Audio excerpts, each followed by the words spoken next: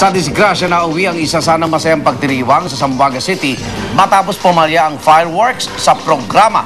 Imbes na magtagal sa ere, bumulusok agad sa mga manunood ang fireworks na naging dahilan ng pagkasugat ng 6 na tao. Narito po ang report. Ngiti at pagkamangha ang hatid ng bawat kulay na isinasaboy nila sa ere. Pero kung sumabog ng wala sa oras at wala sa lugar, pinsala at posibleng pagkawala ng buhay ang dala ng mga pailaw at paputok. Sa ganyan nauwi ang pagbubukas ng ika-28 Ponte de Ayala na tradisyon na tuwing Pasko sa Barangay Ayala sa Zamboanga City. Ang mga sinindihan kasing kwiton o malalaking kwiti sa likod ng stage, ilang sandali lang sa ere ay bumulusok na sa mga manonood. Nagkasugat sa ulo ang 6 na taong si John Ray Tenebre, pati na ang kanyang inang si Janet Tenebre. Sa kamay naman naapuruhan ang 7 taong gulang na si Irish Arellano, habang amang si Roldan may tama sa braso at sa tiyan. Ang 23 anyos namang si Realin Cruz, nasunugan ng buo kasabay ng pagtama sa mukha at tenga na paputok. May paso rin siya sa likod at kanang bahagi ng katawan. Habang ang kanyang 1 taong gulang na anak na si Rian Claire Cruz, nagkasugat din pero naiuwi na sa bahay. Tumanggi muna magbigay ng pahayag ang organizer ng Ponte de Ayala, pero iniimbestigahan na raw nila ang di umano'y palpak na paputok. Nangako naman ng tulong sa mga biktima ang lokal na pamahalaan ng Zamboanga City.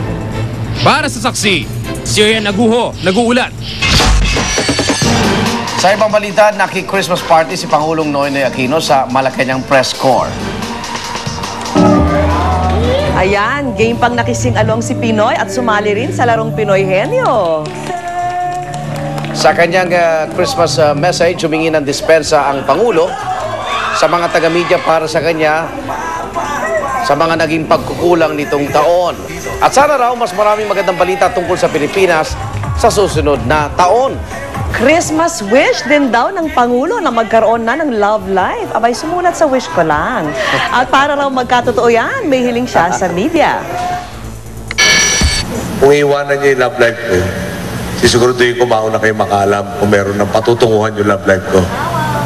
Pero pag hindi niyo ako iniwanan, ginagarantya ko sa inyo walang patutunguhan yan.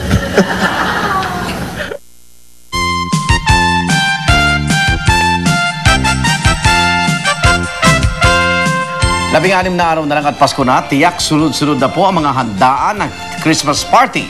Paano kaya mapapanatili ang ating figure sa dami ng kainan? Saksi si Micaela Papa.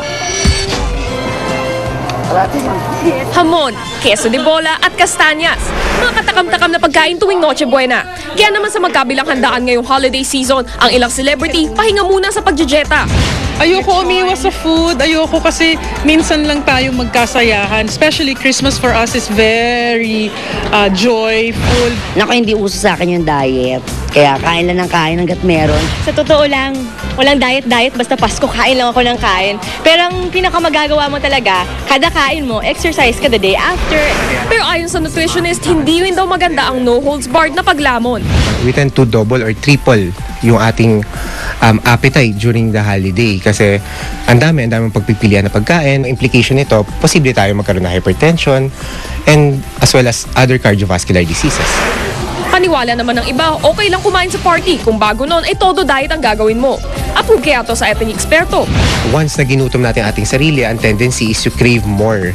So, ibig sabihin, pag bumaba ang iyong, halimbawa ang iyong timbang, maaaring ang chance ng pagbalik ng iyong timbang ay dumoble pa. So ano naman kaya ang secret para mapanatili ang figure kahit na Pasko? Focus tayo dun nga sa size ng kinukuha natin. Just a little of everything na nakahanda sa pagkainan during the holiday season. Ilan pang tips para di mapasobra ng kain? Uminom ng 1 basong tubig bago kumain. Sa ganitong paraan, mabilis kang mabubusog. Gumamit din ng mas maliit na plato para mas konti ang mailalagay. At ang platong yan, gaano man kaliit, siguraduhin kalahati ng ilalagay ay gulay. 1/4 lang ang kanin at 1/4 ang ulam. Mainam ding sabayan ng exercise para siguradong di lang sexy, kundi healthy rin ang holiday eating mo. Ako si Micaela Papa, ang inyong saksi.